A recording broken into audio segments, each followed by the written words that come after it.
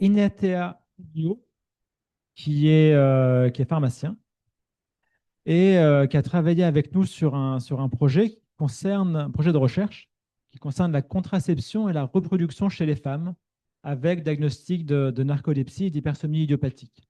Alors, je viendrai m'insérer un petit moment dans la présentation d'Inatea pour redire un mot sur la place des différents traitements dans ces deux maladies.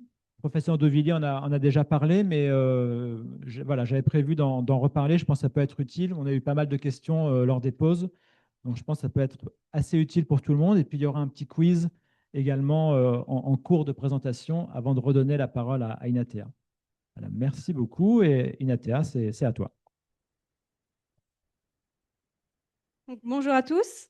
Je suis le docteur Inatea Ouzio. J'ai fait mon travail de thèse en 2024 à l'Hôtel Dieu, donc au service du Centre du sommeil et de la vigilance. Alexandre le docteur Rouen était mon directeur de thèse. Et nous avions travaillé sur la question de la contraception et de la reproduction chez les femmes qui avaient un diagnostic de narcolepsie ou d'hypersomnie idiopathique.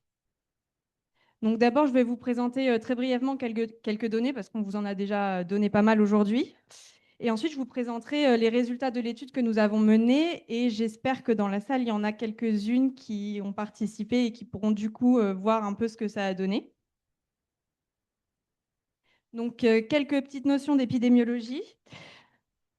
Donc, la narcolepsie, ça concerne autant les femmes que les hommes. Et comme le disait tout à l'heure le professeur Devilliers, on a un pic assez jeune à 15 ans et un deuxième un peu plus âgé vers 35 ans, mais ce sont des patients relativement jeunes. Dans l'hypersomnie idiopathique, on a une prédominance plutôt féminine, mais encore une fois, un diagnostic assez jeune. Donc tout ça pour dire qu'il y a de nombreuses femmes diagnostiquées qui sont en âge de procréer et pour qui la question de la contraception et de la reproduction est très importante. En ce qui concerne la prise en charge des hypersomnies, on vous a expliqué les différents axes aujourd'hui, les mesures hygiéno-diététiques, les ateliers d'éducation thérapeutique et la prise en charge pharmacologique. Donc, dans la prise en charge pharmacologique, on vous a déjà parlé des traitements tout à l'heure. Donc, on va trouver les traitements éveillants, comme le modafinil, qui est assez rapide d'action, puisqu'on peut avoir une efficacité entre 30 et 60 minutes et qui dure relativement longtemps. Donc, même si on peut faire 2 prises dans la journée, il faut quand même éviter les prises trop tardives pour éviter les insomnies. Donc, lui, il agit sur la dopamine et la noradrénaline. Il y a également le méthylphénidate, dont on vous a déjà parlé, qui agit également sur la dopamine et la noradrénaline. Le solriamfétol, qui agit aussi sur la dopamine et la noradrénaline. Lui, par contre, il se prend en une seule prise unique le matin, comme le Wakix, le pitolisant, qui se prend aussi en une prise unique le matin. Mais le pitolisant, lui, il agit plutôt au niveau histaminergique. Et il a aussi un petit effet sur les cataplexies, donc intéressant dans la narcolepsie de type 1. Ensuite, il y a les traitements qui améliorent le sommeil nocturne. Donc le Xyrem qui se prend le soir et qui agit sur le système GABAergique. Et donc, pour parler de contraception, ce qui est très important de savoir, c'est que les 2 principaux traitements qui sont utilisés dans ces pathologies, qui sont le modafinil et le pitolisant, sont également des médicaments qu'on dit inhibiteurs du cytochrome P453A4. Vous allez me dire qu'est-ce que c'est que ce truc? Eh ben, c'est l'enzyme au niveau hépatique qui est chargée de la dégradation de certains médicaments. Et notamment, c'est l'enzyme qui dégrade les contraceptions hormonales. Donc le risque, quand on prend du modafinil ou du pitolisant, c'est de baisser l'efficacité de la contraception et donc d'avoir un échec de cette contraception. En ce qui concerne la grossesse et l'allaitement, donc il y avait eu une question tout à l'heure, le modafinil, le pitolisant, le solriamfétol et l'oxybate de sodium, on a très très très peu de données, donc on contre-indique l'utilisation de ces traitements pendant la grossesse et pendant l'allaitement. Alors pour la ritaline, on a quand même une petite base de données de 3400 patientes, puisque c'est un traitement qui est également utilisé dans le TDAH. Donc, il y a eu une étude sur ces 3400 femmes qui ont utilisé la méthylphénidate pendant leur grossesse, pendant le premier trimestre de grossesse, et qui n'ont pas montré d'augmentation significative de malformations congénitales. De manière générale, on privilégiera toujours l'arrêt du traitement, parce que ça reste quand même qu'une seule cohorte de 3400, mais qu'une seule cohorte. Donc, on privilégie toujours l'arrêt du traitement. Mais si on est obligé de laisser quelque chose, c'est le seul qui pourra être envisagé pendant la grossesse, mais qui reste toutefois contre-indiqué pendant l'allaitement. Donc, je vais laisser la parole à Alexandre qui voulait vous challenge un peu.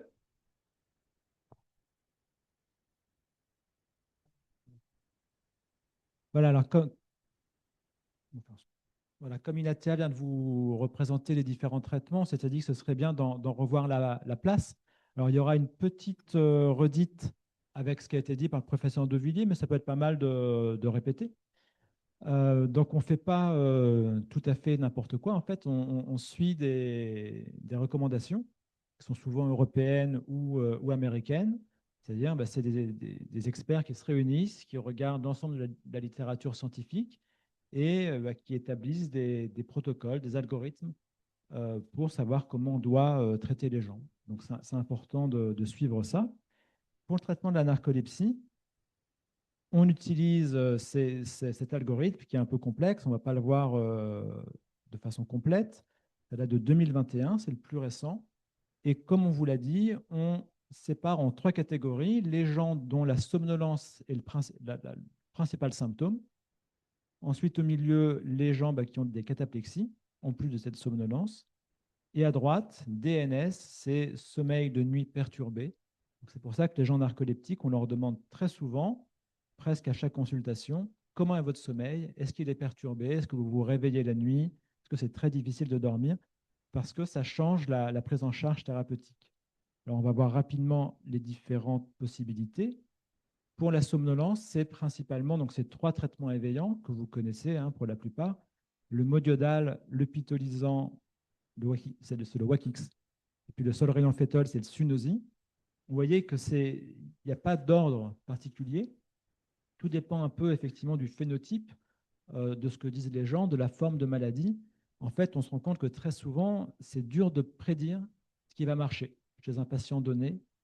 Donc, ce qu'on fait assez régulièrement, c'est qu'on essaye les différents traitements à différentes posologies, et puis on note tout, note l'efficacité, les effets secondaires éventuels, et comme ça nous permet à la fin de choisir le meilleur traitement. S'il y a des cataplexies, eh ben, il faut les traiter.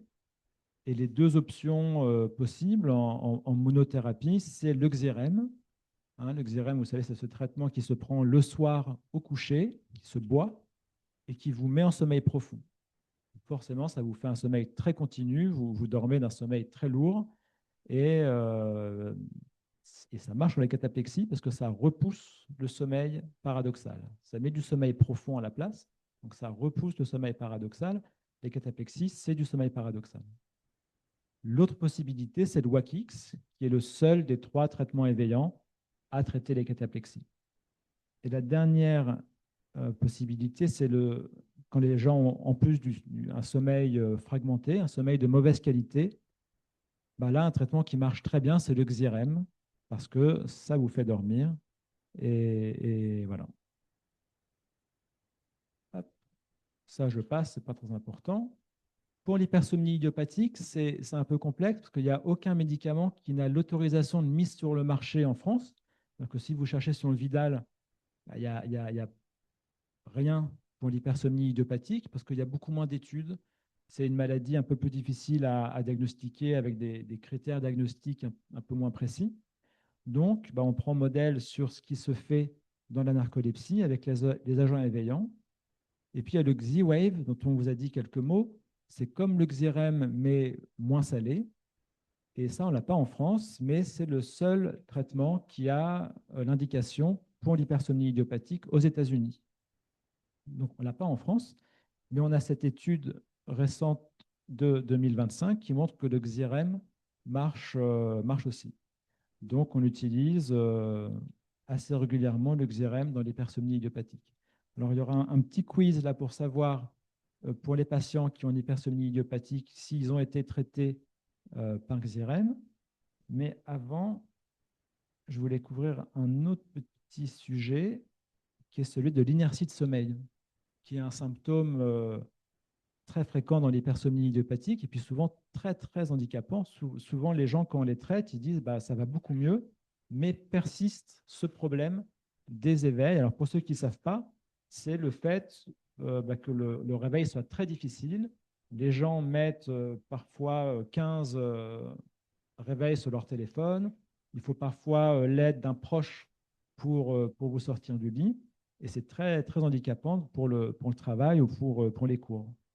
Alors, comme stratégie thérapeutique pour l'inertie de sommeil, là, il n'y a pas vraiment de recommandation, mais ce qu'on fait assez régulièrement, c'est soit le Xyrem. Quand le Xyrem marche pour l'hypersomnie idiopathique, ça marche très bien sur ce symptôme-là, parce que les gens chez qui ça marche eh bien, se réveillent en forme.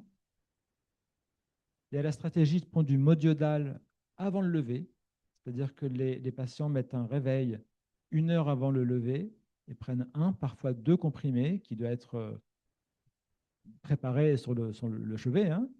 Ils se rendorment et après, quand ils se lèvent, bah, ils sont boostés.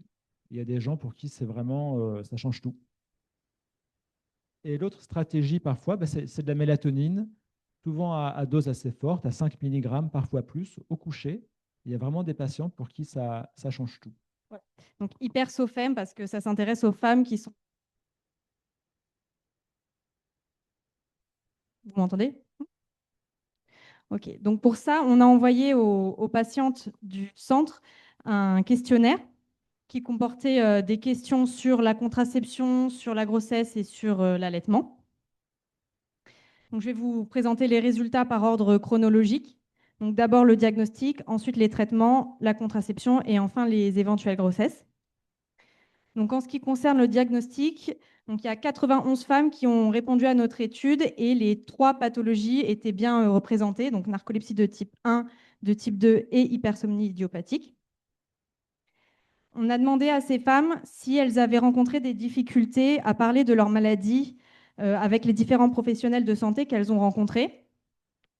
Donc, avec le somnologue, elles sont plutôt à l'aise, hein, elles obtiennent facilement des réponses à leurs questions. En revanche, un tiers des femmes qui ont répondu à l'étude ont rencontré des difficultés à parler de leur maladie avec leur médecin généraliste ou leur gynécologue, ce qui est plus embêtant parce que ce sont des professionnels de santé qui sont dits de proximité, donc plus faciles d'accès. On leur a demandé quel premier traitement leur avait été prescrit après le diagnostic. Donc la majorité d'entre elles ont eu du modafinil en première intention. Mais même de manière générale, on voit qu'un traitement inducteur enzymatique leur est prescrit, et ce, tout diagnostic confondu, en première intention. Donc, ça contient le pitolisant et le modafinil. Je vous avais expliqué tout à l'heure, vous savez, c'est les médicaments qui agissent sur les enzymes qui dégradent d'autres médicaments et du coup, ça peut faire des interactions médicamenteuses, notamment avec la contraception. Donc, en gros, la prise d'un de ces 2 médicaments peut engendrer un échec de la contraception si la contraception elle est de type hormonal. Donc, on leur a demandé aussi quel était le traitement actuel, parce que comme vous devez très certainement le savoir, en cours de la vie, on peut réajuster le traitement en fonction de s'il est assez efficace et s'il vous convient au quotidien. Et donc, après multiples réajustements, on voit que, encore une fois, la majorité des femmes ont un traitement inducteur enzymatique, soit seul, soit en association avec un autre traitement. Et on leur a demandé si elles avaient rencontré des difficultés à parler de ce traitement avec les différents professionnels de santé. Et le même constat que tout à l'heure, hein, le somnologue connaît très bien les médicaments. En revanche, le médecin généraliste et le gynécologue, c'est parfois plus compliqué de dialoguer avec eux concernant ces traitements très spécifiques. Donc, on leur a demandé si elles avaient une contraception avant le diagnostic et quelle était cette contraception. Ok, jour-nuit. Et donc, la majorité d'entre elles avaient une contraception de type hormonal. Et pour 40% d'entre elles, l'instauration de leur traitement pour l'hypersomnie a engendré un changement de cette contraception vers des contraceptions davantage mécaniques, donc comme le stérilet et le préservatif. On a demandé si elles se sentaient assez accompagnées dans le choix de cette contraception. Donc 0, non, pas assez accompagné, 10, oui, assez accompagné. Et donc on voit que plus d'un quart de l'effectif répond très franchement, non, je n'ai pas été assez accompagnée dans le choix de ma contraception. Pour les autres, c'est un peu plus mitigé. On leur a demandé si elles avaient eu des grossesses après diagnostic. Et donc 24% d'entre elles ont eu une grossesse après diagnostic. C'est davantage vrai pour les narcoleptiques de type 1, parce qu'elles sont souvent diagnostiquées plus jeunes, donc elles ont plus de temps pour faire des enfants après le diagnostic. Ce qui ne veut pas dire que les autres n'ont pas d'enfants, mais souvent elles en ont avant diagnostic. On leur a demandé si elles estimaient que leur hypersomnie avait compliqué leur grossesse, et donc pour les 2 tiers d'entre elles, oui, l'hypersomnie a compliqué leur grossesse, avec un arrêt du traitement pendant la grossesse. Comme je vous l'ai dit tout à l'heure, la plupart de ces traitements sont contre-indiqués pendant la grossesse. Et pour 40% d'entre elles, un arrêt de travail du fait de cet arrêt de traitement. Sans surprise, l'arrêt du traitement pendant la grossesse a augmenté leur somnolence, augmenté leur temps de sommeil.